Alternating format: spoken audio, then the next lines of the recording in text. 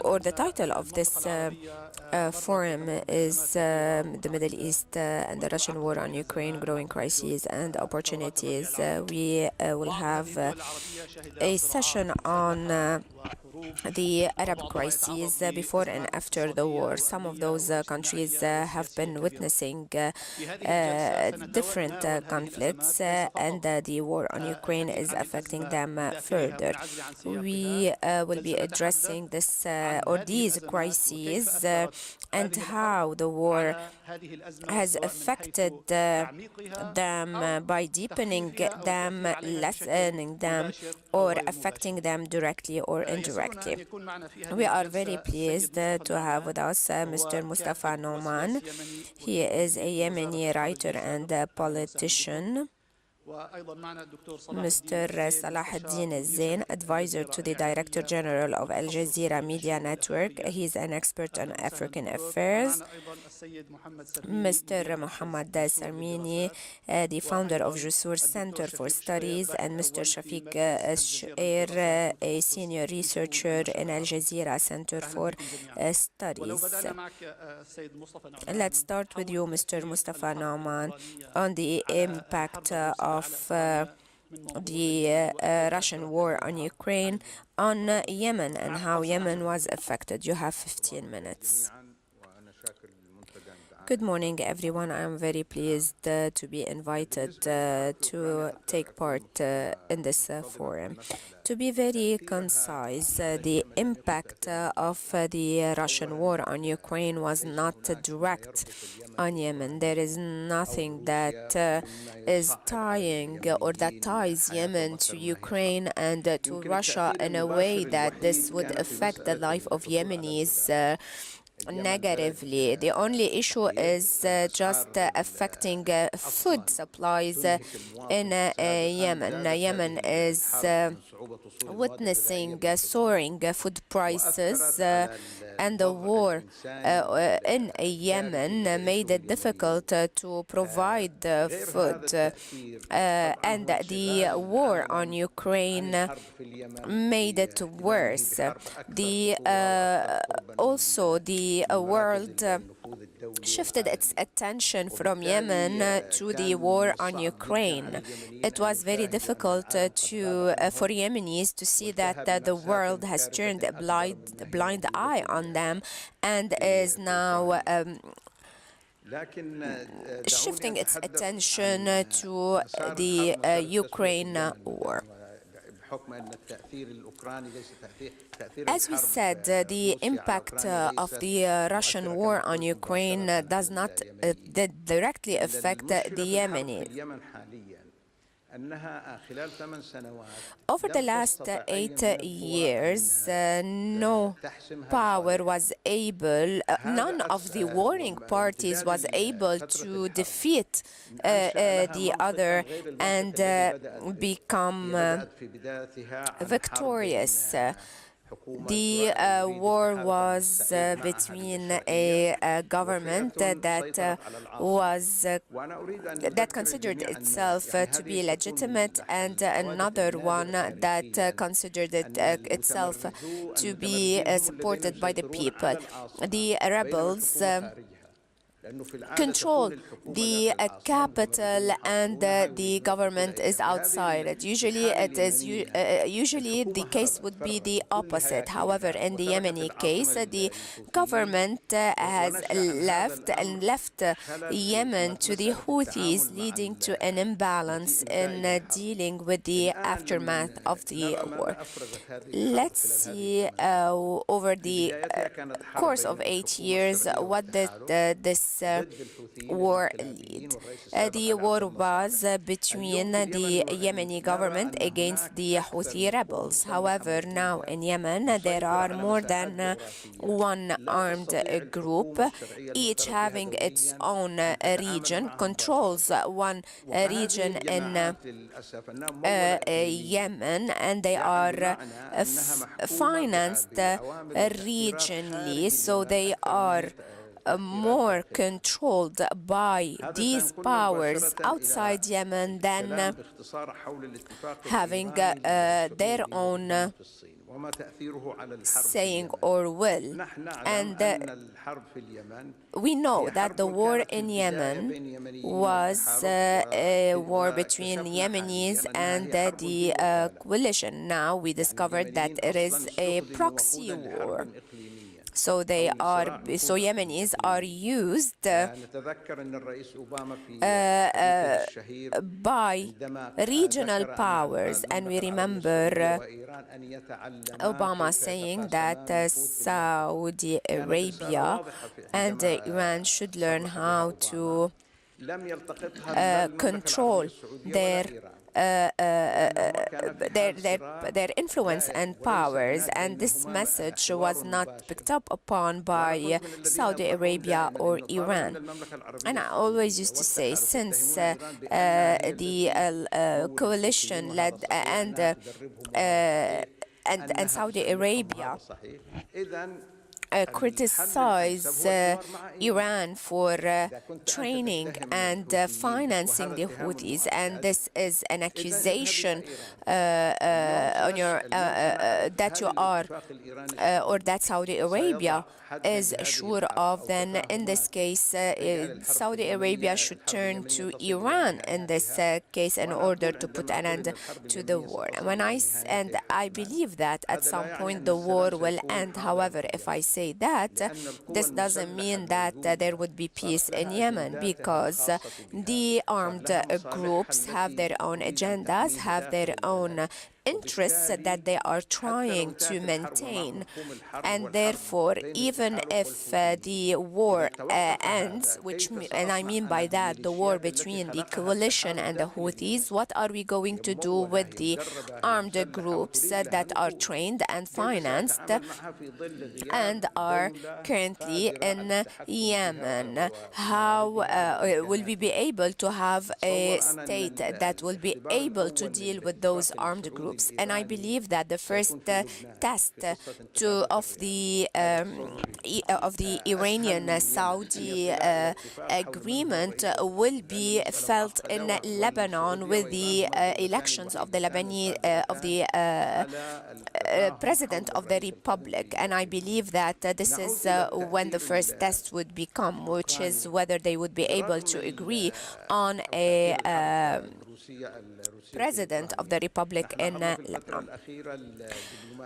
If we go back to the Russian war on Ukraine, we have seen the visit of the Saudi foreign minister to Moscow, then a delegation by the Houthis to Russia, and therefore Russia was trying to look for regaining its influence in the region. The first region where the Saudi and Iranian interests intersect is in Yemen. So we're talking about a neighbor, Saudi Arabia, which is an influential country. The war in Yemen started with very specific objectives. However, we have seen that none of those objectives have been achieved. There is a greater influence of Iran at a lower cost. Most of the attacks are by Houthis. The whole Gulf region, with all their wide-range missiles, their drones and defense, we have seen were not enough to stop any attack against the UAE, against Saudi Arabia, and we have seen those countries being subject to some attacks. So the attempt by Saudis is to try to prevent any further impact of the Russian war on Ukraine and the Gulf region.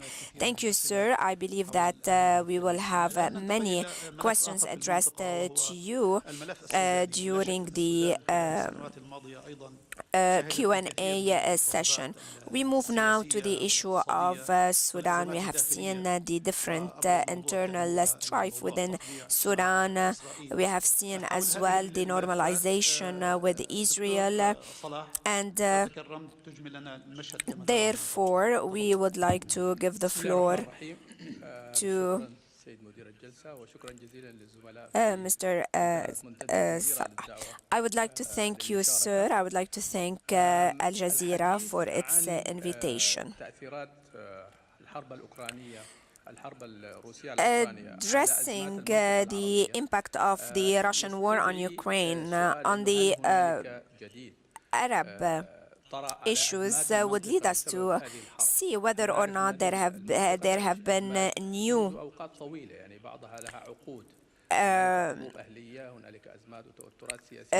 influence of that war on the situation in Arab countries, whether this war added new dynamics or added to the compound aspect of these crises.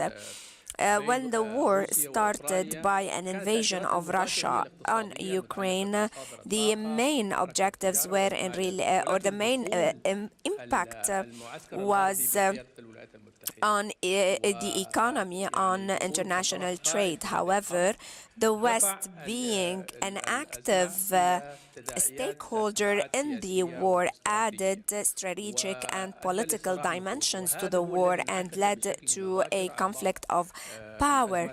And this has affected, and this is why some of the crises in the Arab region were affected. Maybe the issue of the Sudan was not directly affected, and I will be touching upon or some of the crises in the Arab world have not been directly affected by the war on Ukraine. However, in the case of Sudan, I will be highlighting how directly Sudan was affected. Last February, and a few days before the war on Ukraine, a high level political delegation visited Moscow, and then the war was waged. The delegation returned back to Sudan and talked positively about the future of the Russian-Sudanese relationships and the partnerships that will be formed, and that was around the 26th of February. This was of relevance and importance. From 6 to 8 February this year, a number of international envoys that were observing the political transition in Sudan coincided with a visit of Sergei Lavrov, the Minister of Foreign Affairs in Russia, when he was in Khartoum. There were 6 envoys from the US, from the UK, from Norway, from Germany, from France, and from the European Union. They were all in a joint visit to Khartoum, and the aim behind their visit is to push forward the political transition and to help form a transitional government. And at the same time, the Russian Prime Minister visited Khartoum on a 2-day visit. The people started questioning what is the dimension behind this visit and the reason behind this high-level political representation in Khartoum was. Everyone is aware of the geostrategic position of Sudan. Sudan is a very large country, is replete with agricultural and mineral resources. Sudan has high reserves of uranium, of cobalt, gold, among other rare minerals, in addition to large swathes of agricultural lands. And there are 7 African countries such as Libya, Chad, CAR, Eritrea, Ethiopia, in Egypt, that are on the borders of Sudan. Sudan also has the longest shore on the Red Sea, a 700-kilometer shores, which makes Sudan an entry for the security of the African Horn and the Red Sea. There is a huge strategic importance of Sudan. This leads those powers to rush visiting Sudan, and we are aware of all the attempts taken vis-à-vis African countries. There is also a long history over the last few decades recently of good ties with Russia, with the US and European countries. In the 60s, Sudan had a good ties with the Soviet Union. However, those ties were affected during the 70s with the Numeri coup d'etat, and the relations were interrupted back then. However, the ties resumed in mid-80s after Numeri was toppled. The relations improved later on in Russia, especially during the National Salvage government, and based on that, on those circumstances in Sudan was urged to improve its relationship with Russia. Sudan was suffering. There were sanctions against Sudan, and Sudan had to open up to Russia. There was also cooperation in energy between both countries. In 2017, we all remember the visit of Omar Bashir and his meeting with President Putin in Sochi, and he called upon Russia to save Sudan from the hostile policy from the West that, as he said, led to the division between South Sudan and North Sudan, and which was threatening to deepen the cleavages in Sudan. And then there was another visit of al-Bashir during the World Cup in Russia. People talked about many agreements back then. And there were many investments made by Russia after 2017 in terms of gold, and there is the construction of a military base on the Red Sea that already initiated. We also remember Bashir's visit to Russia, and shortly after his return, protests erupted and he was toppled. So there is a historical course that affected these relations with Russia. There were many files that have already been initiated by President al-Bashir with Russia that continued after his toppling, such as the investment in gold exploration, in addition to the uh, in the tanker, the Russian tanker in the Red Sea port, and the international incident that took place when both US tankers and the Russian tankers met in that port. On the other hand, the relation between Sudan and the US and the West in general was not positive.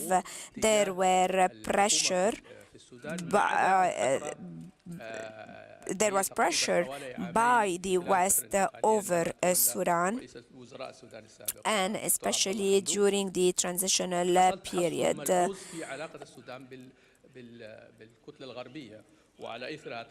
And during which Sudan was lifted from the sanctions list, economic assistance were or resumed, and specifically that was in October 2021. October, the Western forces were again on the Sudanese arena with a lot of pressure on the existing military leadership in order to convert into a civil transitional government led by civilians on all levels, and the things were going very, very slowly for reasons that are related to the third context that I indicated, which is the slow transition in Sudan that was facing impediments since 2019. There were hopes to have a quick transition because the economic and social circumstances needed a government that would govern the economy and move forward with people's lives and move forward towards transition and election. But what happened actually is that the political class, and I mean both military and civilian wings, had divisions and internal conflicts, fights over powers. These were the conflicts that were then, and they remain until now, and it seems that they will go on. These conflicts within the civil political parties, and there was no national project that the former president was talking about. What we need is a consolidated national project that we all agree on. But we still have conflicts between civilians themselves that impede the process, even when Hamdoul was in power, and the conflicts between the military wings and the disagreements, and the conflict between the military and the civilians. And these conflicts remain to this day. This competition between the components opened the door for the influence of this war. For example, the Western forces, before the war, the Russian war in Ukraine, wagered on a certain political groups and tried to support them to represent the forces of the revolution and form its transitional institutions. And there were, of course, other political institutions. There were tensions, and the political process was impeded. Now we can see that Russia is also wagering on its relationship with the military component. However, the military component is not isolated. There are other political forces, widespread forces that stand by the military component. So Russia is not isolated in the Sudanese arena. It is obvious that there are other parties in this equation. The fourth point regarding the context. This that is happening. Someone might notice that in the voting in the UN regarding condemning the wars, Sudan would always vote or not vote at all. This is a part of a sort of a pattern in African countries that Sudan is part of, and it was indicated yesterday. African countries, the first vote in condemning the war from African countries happened or has taken 52 countries who voted with the resolution. But when it was about expelling Russia from the Human Rights Council, only 11 African countries voted.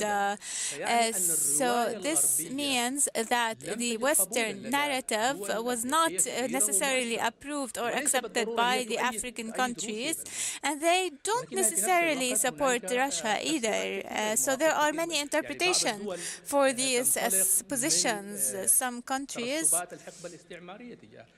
still have post-colonial feelings regarding the Western countries, but some other countries are sick and tired of the duality of standards by the Western countries. And they are not necessarily totalitarian regimes, such as South Africa, for example. Some African countries are dominated or controlled by ALC, which is supported by the Soviet Union formerly, and then Russia. But some other countries are just against the duality of standards by the Western countries. They opposed the war on Iraq. They said that the West has no right to lecture people about human rights and so on. Could you please wrap up? Yes. So all of these contexts drive us to believe that the Sudanese state and the war on Ukraine has increased the strategic importance of Sudan in the perspectives of both parties. And logic says that if strategic importance increases, then Sudan will benefit from that. However, unfortunately, because of the status quo and the conflict between the political parties, this political strategic importance made further complexities, because all parties are focusing on guaranteeing that the formation of the next government and the transitional institutions is something that serves its standards. So they want civil institutions. Russia does want civil institutions that do not support the West, for example. They have many cards to play, and they import weapons to the Sudanese army as well. There's also the donations from these countries such as Russia. So this could delay the formation of the Sudanese government, the impending government, and the institutions related to it, because all the parties care for their interests, and there is no national willingness or will of power to move forward with this process, which further complicates things. In conclusion, this impact could benefit from players. Of course, some players started feeling, for example, Al-Buhan could feel like with the competition with Hemeti, they could have better opportunities, because Hemeti has a relationship with partners and investments with the Russians, and the intelligence services are investigating his activities. So Burhan could feel like this is in his best interest. The political powers that stand with the framework agreement may think that the Western forces will support it or support them. But this may delay the formation of the transitional institutions and the transitional government. But this will lengthen the suffering of people in Sudan. This is the direct and indirect impact of the Russian-Ukrainian war on the Sudanese file. Thank you, Dr. Salah, for this extensive presentation. We move forward to the next file, which is the Syrian issue. Perhaps one of the areas that Russia penetrated strongly is Syria, with its military forces, to impact the Syrian equation and slow down and How do you see the scene with Russia's involvement with its own war? How will this affect the Syrian issue and file? Thank you. Good afternoon, everyone. I thank everyone at Al Jazeera Forum for giving me the opportunity to participate. It is difficult to speak about the Syrian file at this moment, since it is the most complicated file. We are talking about parties of a conflict, which is the conflict of the Russian and Ukrainian war, who are actually also opponents in Syria, and there are parties that are affected directly or indirectly, including Turkey, Iran, and Israel. Proof is that what happened today, there was Israeli bombing of the research center in the center of Syria, which was targeting Iranians.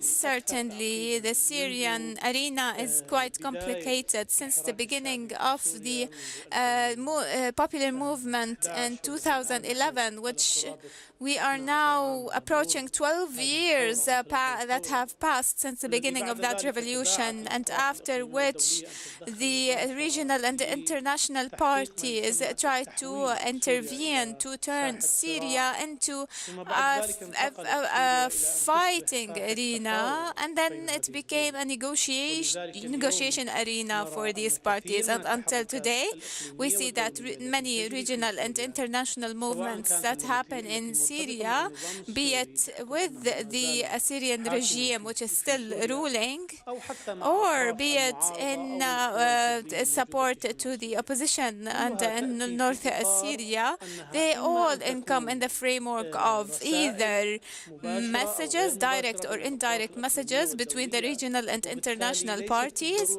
and so they do not necessarily have objectives to find settlement or solutions in Syria. The situation in Syria is still going as it is, and the Ukrainian war will directly affect the shape of the solution in Syria. Why? Because Syria is the most vulnerable country in the most country that was affected by the Russian-Ukrainian war. Since day one, it was natural for Russia to ask the Syrian regime to express a public stance or position, because they are affiliated with the Russian regime, that they are supporting Russia and supporting its war. And Syrians that oppose the regime took a clear position with Ukraine, considering that it's being invaded and that it was targeted by Russia, the same as the Syrians were targeted by Russia. If we are to talk about the impact, we need to put them in three contexts. First, the military context or the military impact. In terms of the military impact, there was direct impact, be it because of the fact that Russia is repositioning its forces and military bases and its deployment. It wasn't really a major withdrawal or taking a step back, because the number of the Russian forces is not quite large. So there was no real need to withdraw all of these forces from Syria, but they are reshaping their role and their formation, and this created between it and the Iranian militias in Syria some coordination and participatory work. So there was some replacement. Some Russian troops withdrew or retreated from military points and moved to or gave them up for the Iranian militias, who have more men and are supported by Hezbollah, and they have flexibility in terms of movement compared to the Russian troops. The other thing is that the Wagner forces recruited directly since the first month. The Wagner forces and sometimes the Russian formal forces started asking for fighters to involve them in the battle in Ukraine. This happened in South Syria, in Suwaida and Dar'a, and in Homs and the Syrian coast. And camps were opened and offices were opened by Wagner troops, by Syrian mediators, where Syrians went and they were recruited for some money, and they went to camps in Belarus, and then they were involved in the war in Ukraine. And in the military aspect, the airstrikes were less or decreased directly since the beginning of the war. So the airstrikes were decreased. The Russian airstrikes that were bombing some areas that are dominated by the opposition, particularly in the north of Syria. As for the political aspect, we estimate that the political aspect was also impacted directly. Russia requested the regime to suspend the Constitutional Commission, which was formed in accordance with Russia and US and Turkey, and with Iranian approval. They requested its suspension because it was being held in Geneva, considering that Geneva or Switzerland did not facilitate visas for Russians because of the blockade that happened, and so they considered that it was an involvement in the conflict, and the regime responded to this request, Russian request in this regard, and the form of political process in Syria was suspended, even if it did not have any real results. So since the beginning of the Ukrainian war or the invasion of Ukraine, no political process took place in Syria. They remained all frozen and idle. And now all the talks are about re-beginning them, but they are all just talks without any sort of action. On the humanitarian level, unfortunately, despite the poor humanitarian situation in Syria, of course, we are talking about all areas of conflict, not just the opposition. Opposition in the regime-dominated areas, they are all affected to a great extent. This is caused by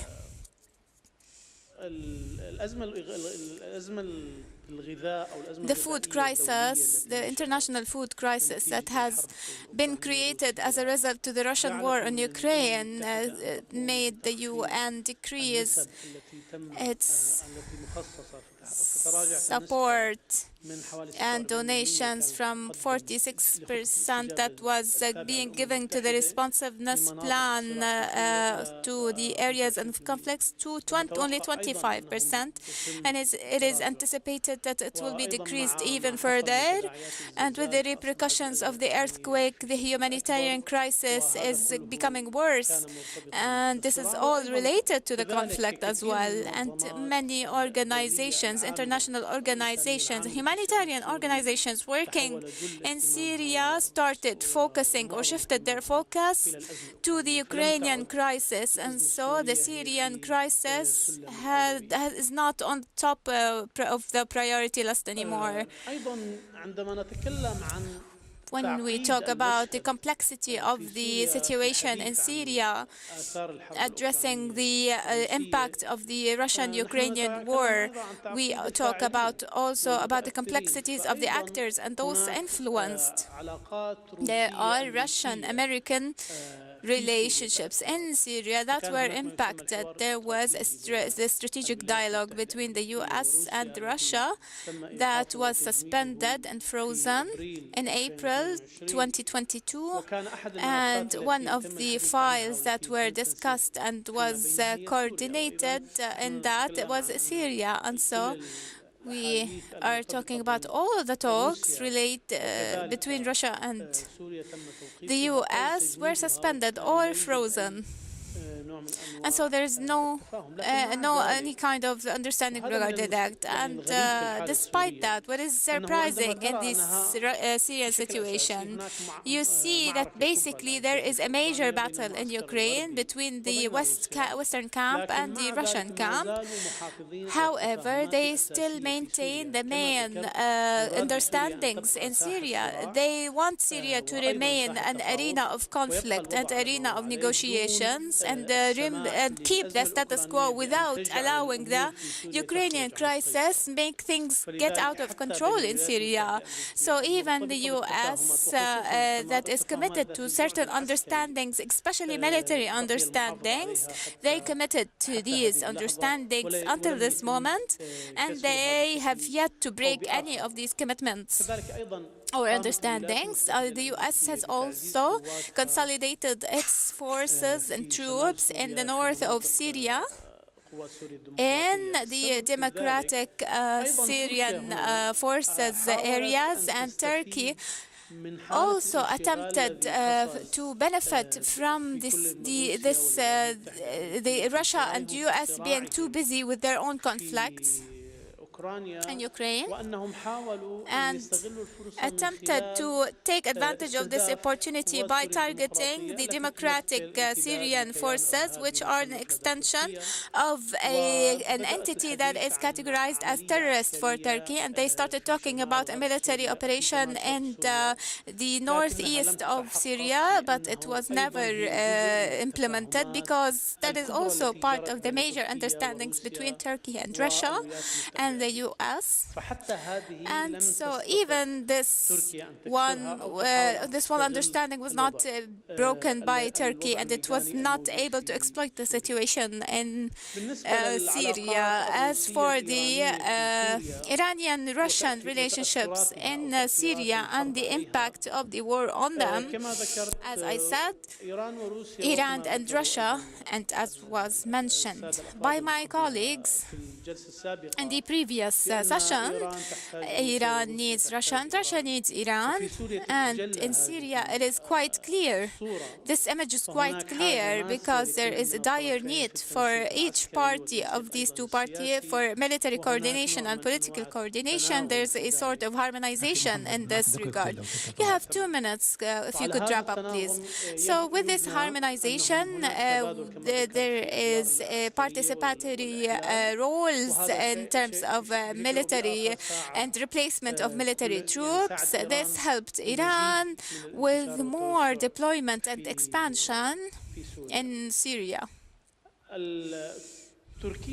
Turkey also and the US, in this context or in this framework, sought to have this coordination.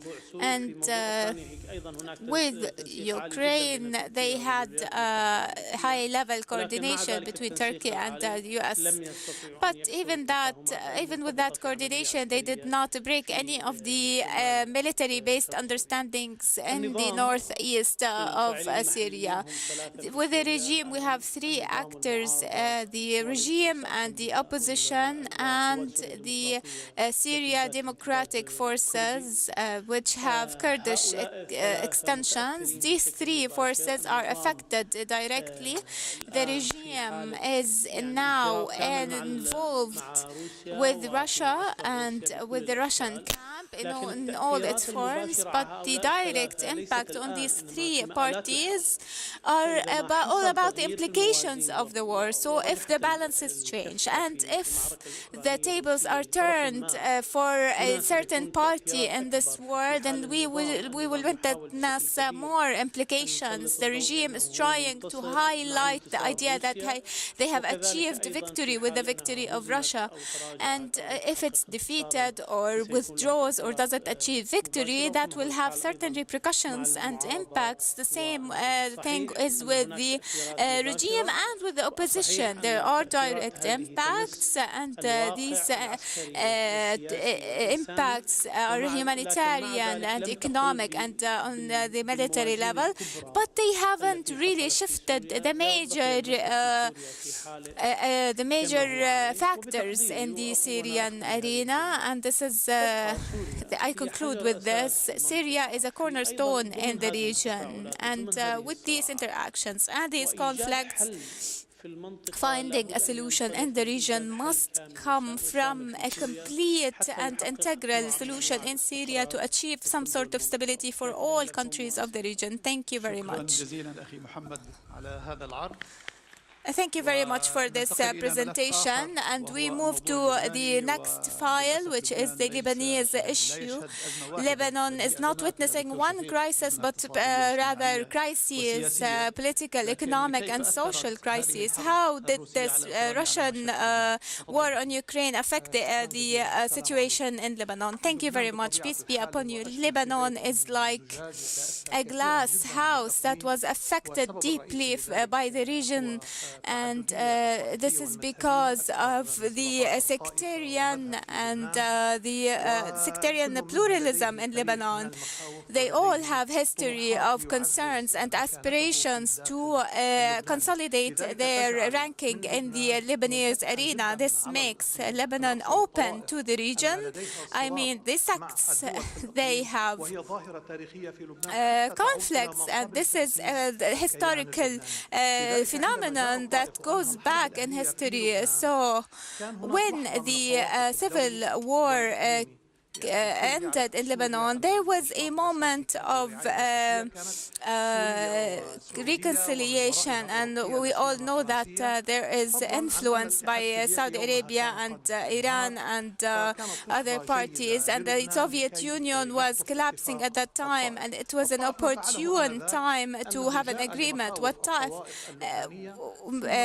happened then was that the concerns of the sects were reassured, and there were Syrian guarantees to regulate the movements of sects in Lebanon, and that phase was called the Syrian guardianship phase by its opponents.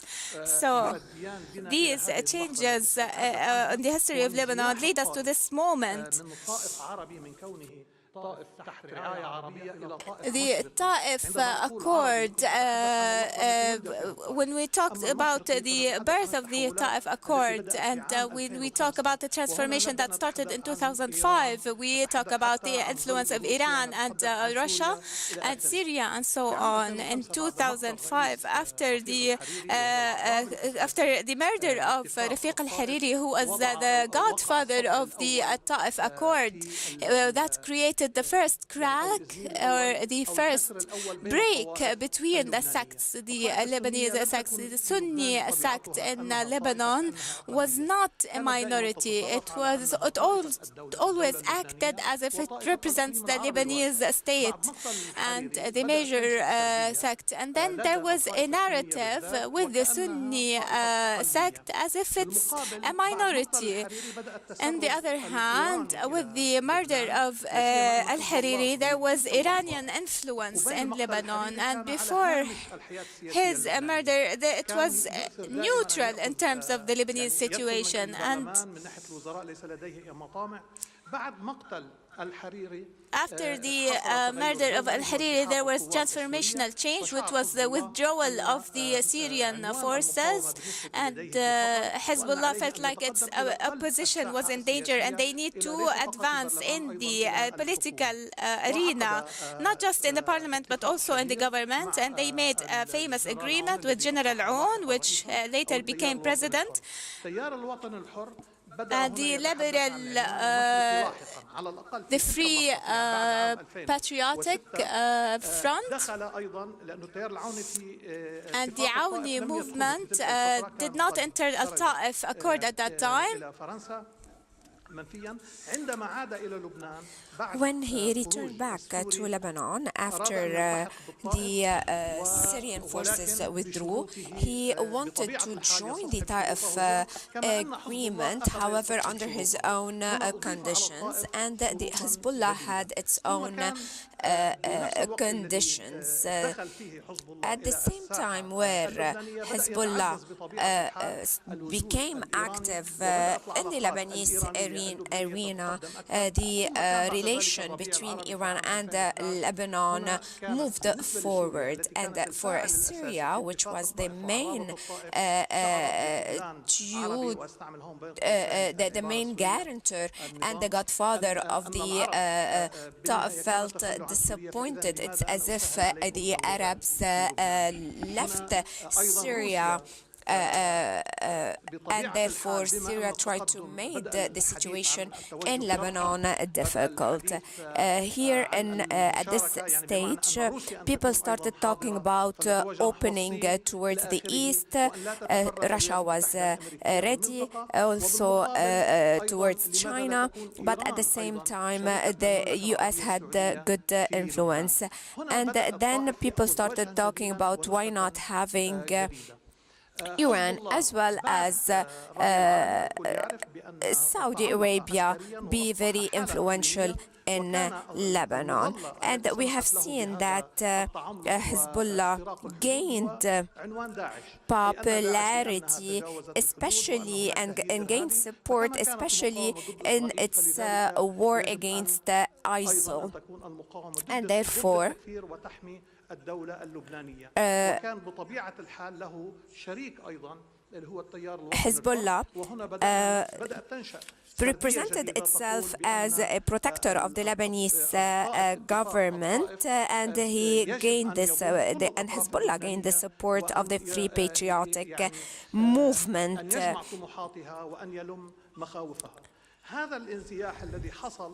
This shift that took place back then, and here people started talking about Russia playing a greater role in Lebanon, especially that Russia was also very influential in Syria, and people started talking about a Chinese role, especially with the Belt and Road Initiative. What happened after the war on Ukraine, this rhetoric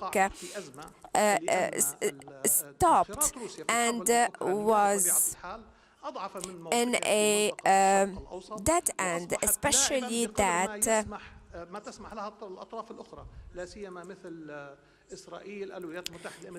Israel and the US play an important role as they can create problems in the region for Russia, limiting the Russian influence here, which is already involved and has a war to continue. So Lebanon was stuck, and the situation deteriorated, especially that Saudi Arabia had its own rhetoric and was questioning why it was expected to be funding Lebanon, which means funding Hezbollah, which was very rooted in the government of Lebanon. Lebanon used to be looked at, and here we're talking about what was called the Lebanese formula. It's as if Lebanon was a bridge between the East and the West. Back then, Lebanon was not expected to be a bridge with Iran. So now, when Lebanon had a president of the Republic saying that Lebanon is a bridge with Iran, this led to a instability within the Lebanese identity identity and led to the deterioration that we are witnessing in Lebanon. In 2019, there was a upheaval in Lebanon. This affected the situation. We had some political paralysis and political corruption by the Lebanese, and Lebanon was under the political crisis, under the economic crisis at the same time, and the war on Ukraine made it even worse for Lebanon, since Lebanon became at the end of the U.S. priorities. For Lebanon, what is on the table is to solve the problem of the Hezbollah, which the Lebanese refer to as a defense strategy.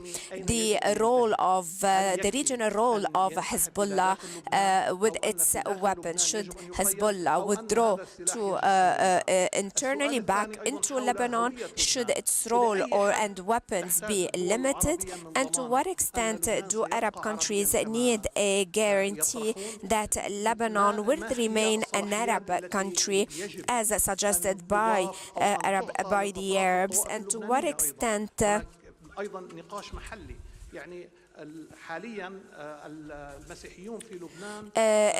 issue of sectarianism in Lebanon will be looming. For instance, Christians in a number of Christians in Lebanon is decreasing because many of the Christians are leaving Lebanon under the current economic crisis, which leads the West to also fear for Christians. There is also a Sunni rhetoric. We do not know to what extent it would affect the situation. Back in 2019, most of the people who took to the streets, they were from North Lebanon, which is of a Sunni dominance. So that was the main anger, or the main angry protesters were from North Lebanon.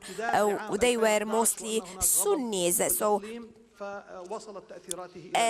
there was anger in the whole region around Lebanon, and the impact of which reached Lebanon during the 2019 upheaval. Now, to what extent do we consider that there are fears within Hezbollah that the Arab region or that neighboring countries would turn against it, and that the weapons of Hezbollah would be the guarantee? When we talk about the presidential crisis in Lebanon, which is subject to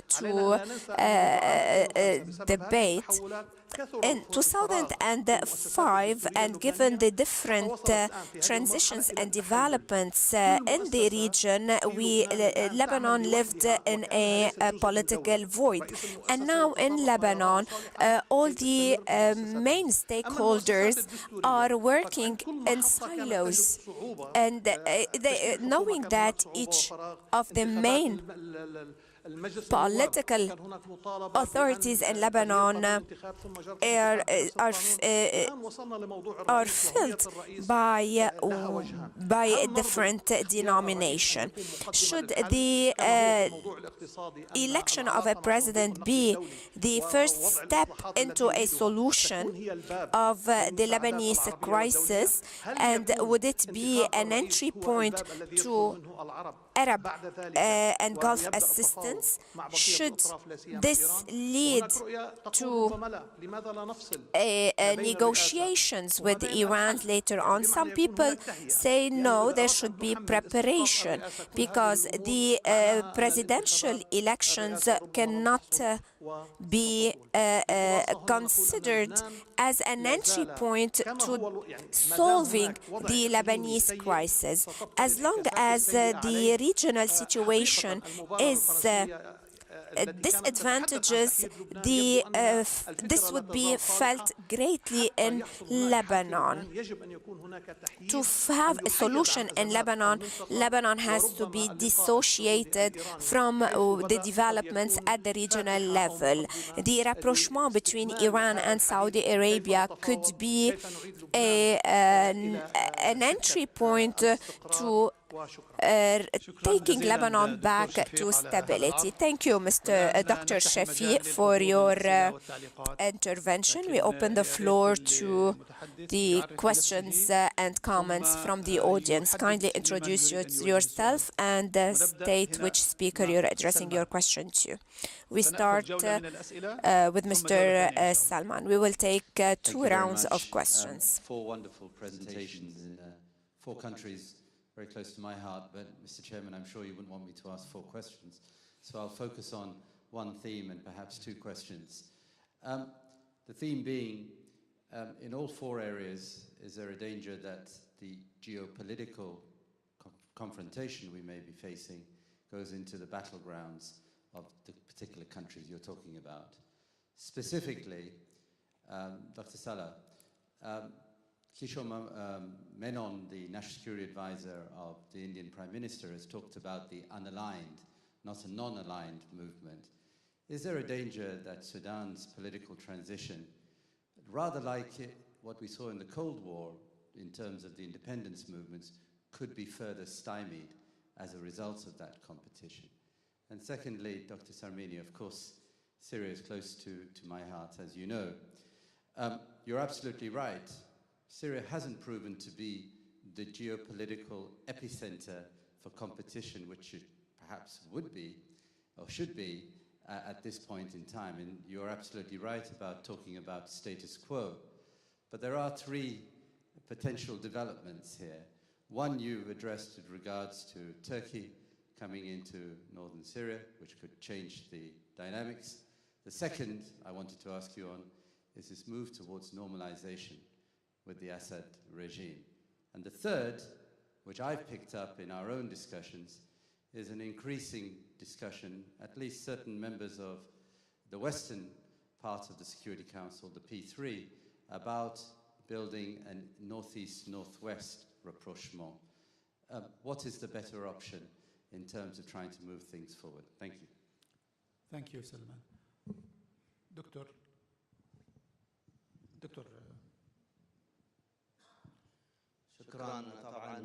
Thank you. I was very pleased to listen to the interventions of the speakers. I have a joint question to the 4 speakers.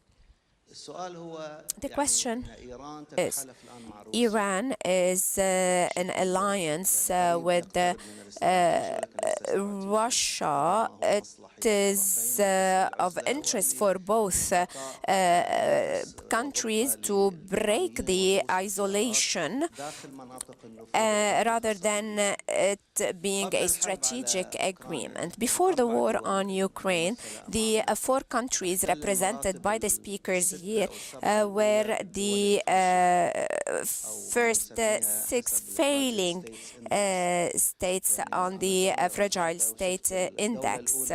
The first one is Yemen, followed by Somalia, third Syria, South Sudan, Congo, and 7th is Sudan. What changed?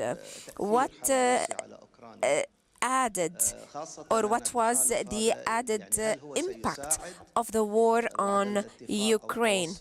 Would that lead to a type of how will that affect the situation here, and especially now with the rapprochement between Iran and Saudi Arabia, which I believe will be like a test? Will there be any interruption of the support, for instance, or a request to the Houthis to calm things down with Saudi Arabia, for instance? So what is the reading for Yemen, which is one of the main failing states. The same to you, Mr. Salahuddin. We know the situation, the critical situation of Sudan.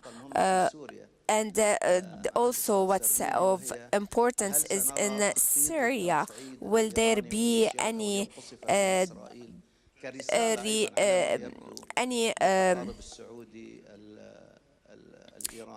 direct impact of the rapprochement between Iran and Saudi Arabia on the warring and armed groups in Syria? And even for Mr. Shafiq Shuair, if Iran met its promises of non-interference and respecting the sovereignty. We all know that the President of the Republic would be appointed by powers outside Lebanon. What will happen in this case? Because earlier this morning, Kirke and the Patriarch made an announcement. Everyone seems to be very optimistic that the region will have a de-escalation of tensions with the rapprochement. Do you feel in Yemen, Sudan, Syria and Lebanon more optimistic given this rapprochement between Iran and Saudi Arabia? Thank you, Mr. Abdullah. We will take two questions and then give to our panelists to answer the questions before resuming with another round of questions. We have the lady in the back.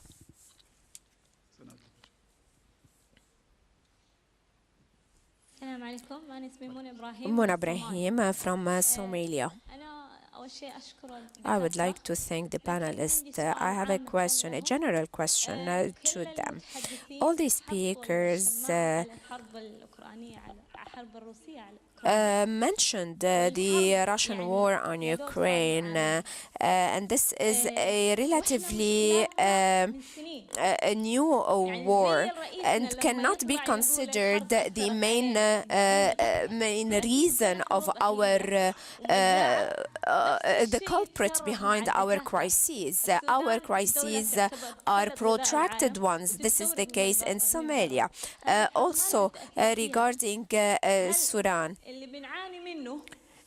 This is a new war. So are we talking about failed states or crises in our region because the leaders don't have any political clairvoyance or because they cannot take action and because there is no public awareness in our countries?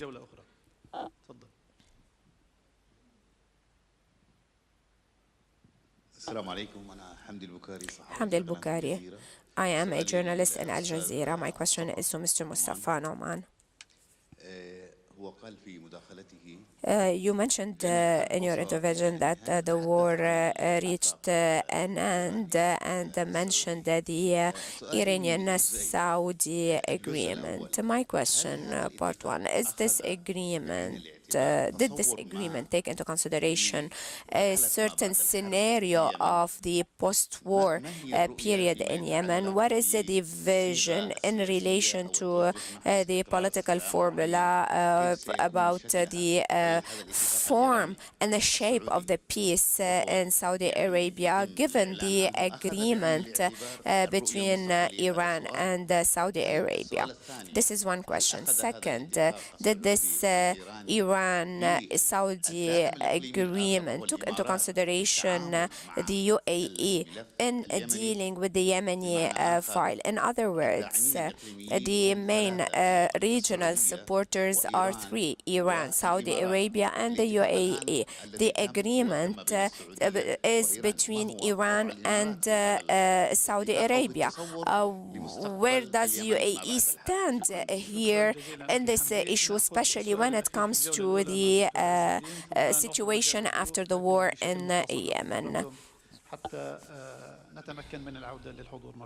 Let's give the one last question before taking another round after the speakers. My question is to Dr. Sermini about Syria. Mr. Salman touched upon what I wanted to mention. It seems that there is a drop in the Russian-Iranian Turkish dynamics in Syria after the war on Ukraine. This led to a freezing of the talks, and we have seen new dynamics on the Arab front.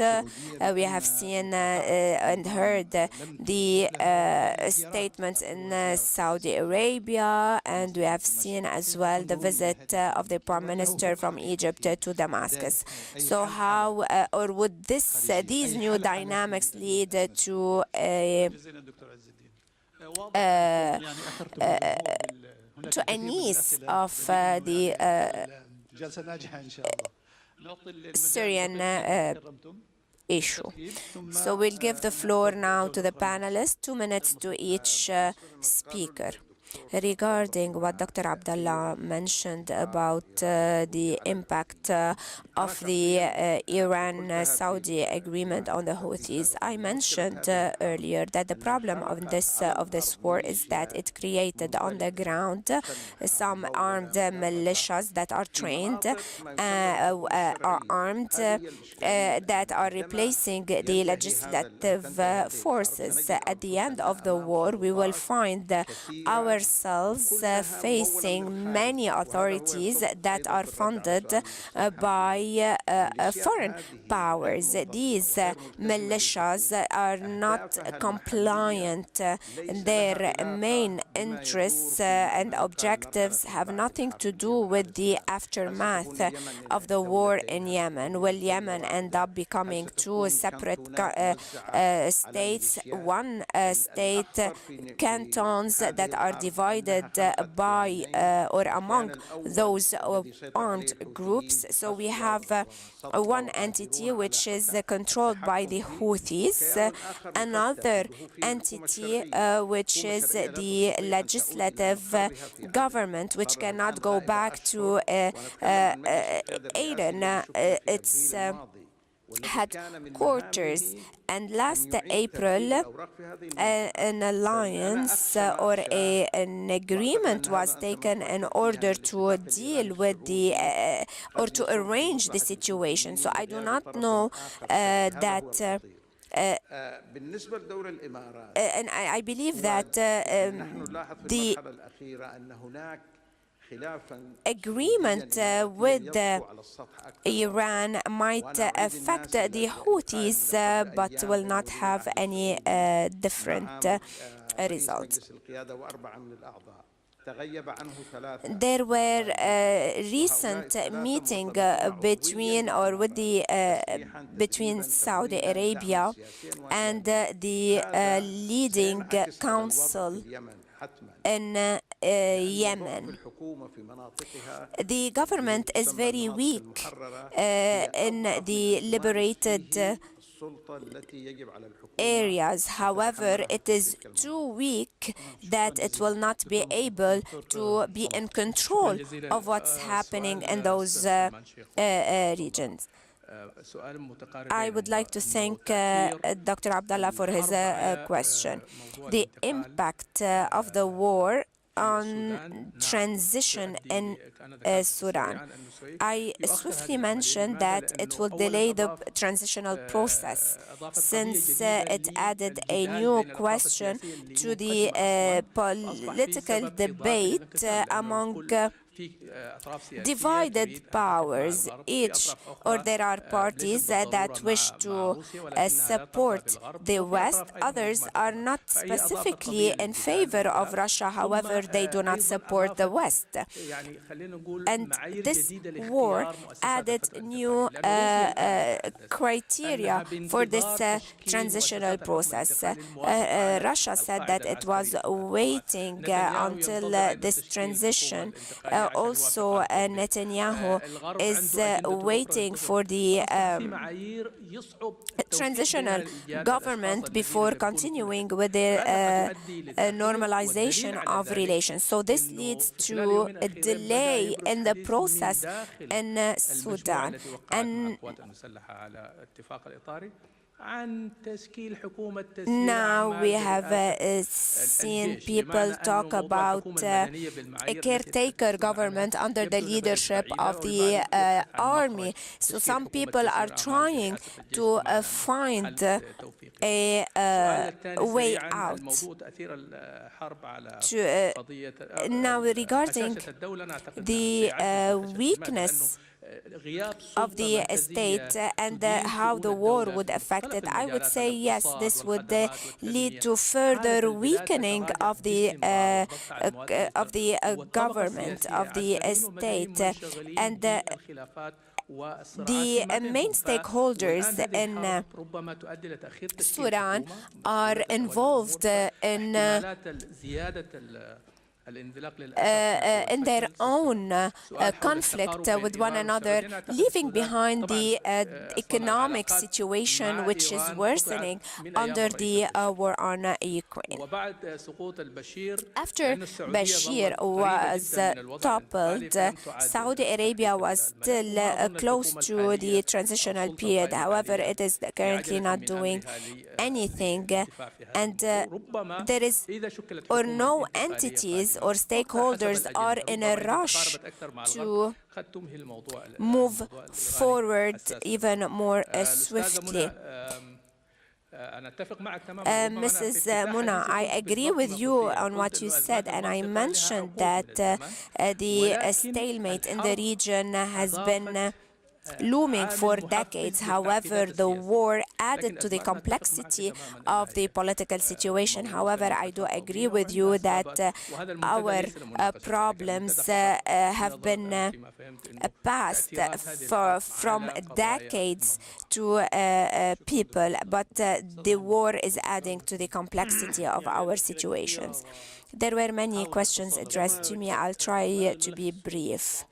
The Syrian issue is very complicated.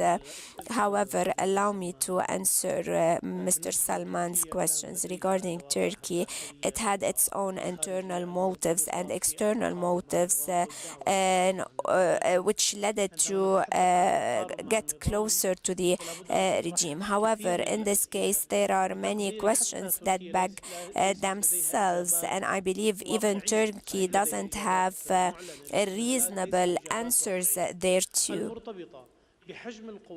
and that are related to the size of the Turkish forces in northern Syria.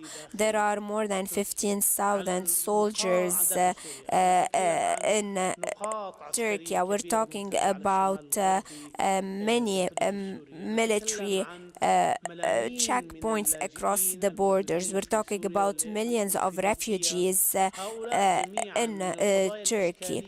These are among the problematic issues that do not have any answers thereto yet.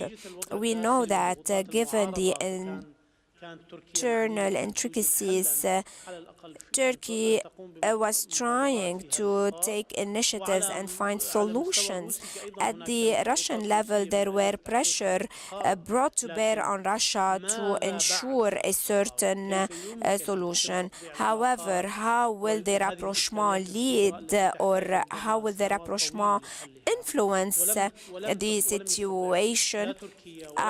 This is something that we need to wait and see, given the complexity of the problem in Syria. Regarding the Arab regime going back to the embrace of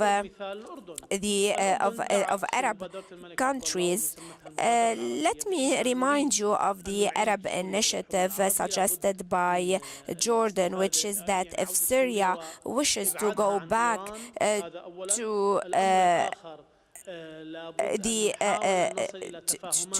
the Arabs, then there were some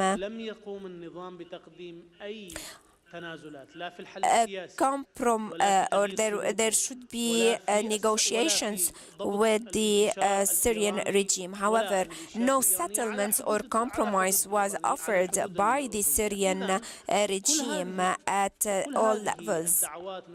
All the calls for a rapprochement with the regime and as this being an entry point to a change in the behavior of the regime, I believe that this will not take place. Now, regarding the Iran-Saudi Arabia agreement, I believe it would be of interest, and it would be of relevance if it is fully implemented. And we have seen that currently the United States doesn't wish to expand the conflict with Russia any further than the war on Ukraine. Saudi Arabia tried to benefit from the opportunity and move towards this agreement. However, in Syria, the issue or the fact that none of the parties are offering settlements is not in favor of finding any solution. Now, regarding Lebanon, if we take the Israeli position vis-à-vis Iran and the Iranian armament of Russia,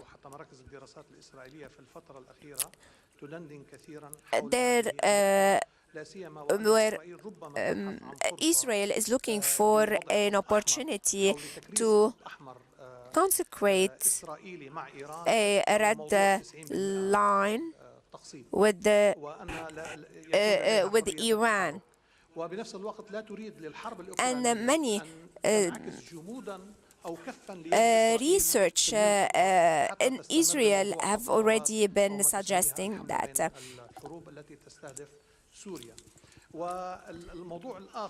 Another issue in relation to Israel's position vis-à-vis Hezbollah in Syria, and as we hear, Israel will not tolerate the military presence of Hezbollah in Lebanon, and they blame and they consider that the complacence that it showed in Lebanon would lead to a greater role of Hezbollah in Syria in this case. No one wishes to see an armed Hezbollah in the Arab region, and I believe that if there is any guarantee, or if the issue of support or the support in Yemen by Hezbollah specifically might lead to another or to a breakthrough of the Lebanese situation.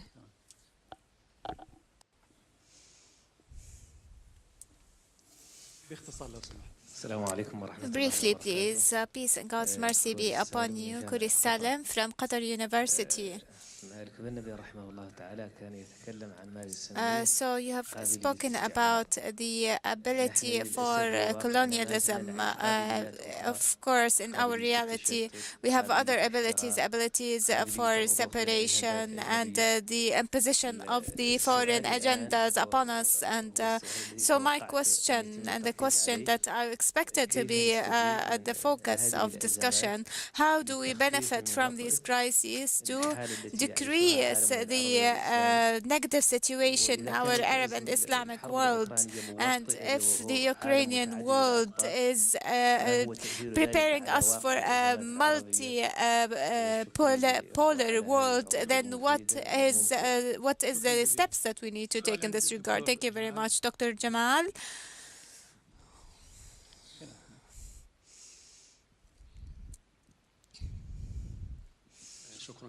Thank you very much for Jamal Nassar. Jamal Nassar, a university professor. I have several questions. Dr. Mustafa, will the war lead to the war between Russia and the West? Will it lead to a sort of solution in Yemen, especially that after the Saudi-Iranian rapprochement, and will it lead to the restoration of legitimacy, especially that legitimacy is supported by Saudi Arabia? This is my first question. The second question to Dr. Salah. The situation in Sudan is not completely understood, particularly that there are many statements from Hemeti and Al-Burhan in several situations saying that they will hand over the authority or the power to the civilians. The question is, do the civilians have some sort of weakness? This is why this is delayed. Why is this transition delayed and slow? So you have described the situation as complicated, but I do not see the role of the Syrian alliance, especially after the earthquake that happened recently in Syria. And Dr. Shafiq, for Lebanon, is the Saudi-Iranian convergence or agreement, will it lead to some sort of solution in the economic situation in Lebanon to an acceptable level? Thank you very much. So these questions shall suffice. Let's just take 2 minutes to answer because we ran out of time. Let me answer Dr. Jamal's question. The return of agreement, any peace agreement, requires you to disarm the Houthis, and this is not probable in any time soon. They will not hand over their arms because they exist in authority, their own authority. They assume their own authority because of these arms. It is hard to disarm them at this moment. The legitimate government will not be able to go back to the capital with the existence of this organized bloc and armed bloc, and also the legitimacy itself is disintegrated. Even if you go into peace negotiations, you are sitting with the Houthis, who are consolidated and integrated, and another party whose final objectives are not agreed upon. This is the real problem here. We are saying that the war is over in the scientific and political concept, but the peace is still far-fetched in Yemen, even after the agreement between Iran and Saudi Arabia. Dr. Salah, thank you very much. The question was about how to benefit from these crises. I believe the answer lies in the existence of a national project and aware leadership. And there are examples of countries that have benefited because they have national projects. But in Sudan, the opportunities that was looming was wasted because of the internal conflicts among the various parties, unfortunately, and the attempt to employ this international attention to Sudan and employ it in small conflicts between local parties, be it civilian parties or military parties. Unfortunately, we shall suffer from that. Dr. Jamal Nassar, Hemeti and Al-Burhan statements sometimes could be described as truth, but their objectives are not really good.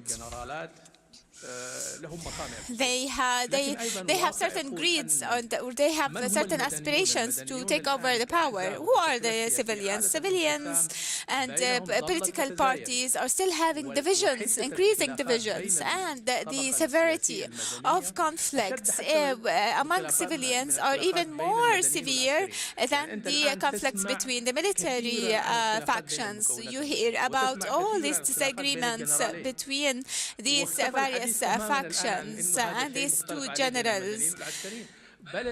So you hear, when there's disagreement between the civilians, the generals, the military generals would mediate between the civilians, even though they have their own disagreements.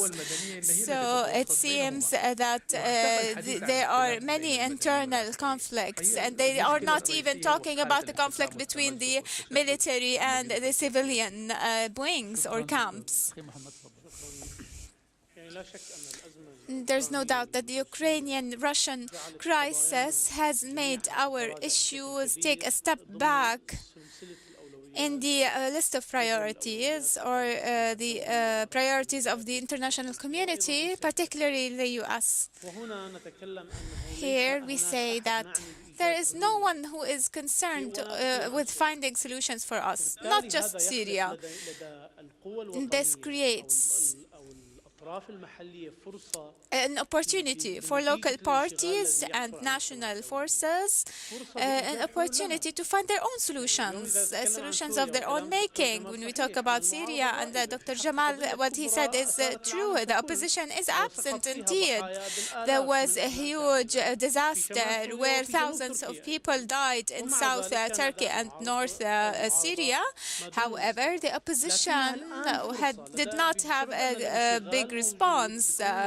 However, we have an opportunity now, since all the major forces are busy in terms of military and finance and politics. They are leaving our countries alone for a change. So this is an opportunity for us, not just in Syria, but also in Lebanon, Yemen, Libya, Sudan, and all our countries that have instability, to look into their solutions and take advantage of this void to find their own national solutions, so that when the conflicting major countries come and find their own solutions, we will have our own national voice that is present with all our issues and the files. Dr. Shafiq, the final word regarding the Saudi-Iranian rapprochement and the economic implications of that. The economic crisis in Lebanon is, of course, a main product of the corrupted political class in Lebanon. However, the crisis is being used to reformulate the Lebanese regime. This is obvious, of course, especially that there are sanctions on some personas other than Hezbollah in Lebanon. And so, yes, any progress, any political progress shall reflect on the economic perspective, because that is the objective. Thank you very much. In conclusion of this session, we would like to thank our guest, Mr. Mustafa Naman, former Undersecretary of the Ministry of Foreign Affairs, Dr. Salahuddin Zain, advisor to the Al Jazeera Network, Mohammed Samini, Director of Al Jusur Research Center, and Dr. Shafiq Shqair, researcher at Al Jazeera Study Center. Thank you very much for attending and interacting with our sessions. Thank you for our followers on the virtual platforms. Thank you, everyone. We meet you in the next session at 2 o'clock, war and media coverage. Thank you.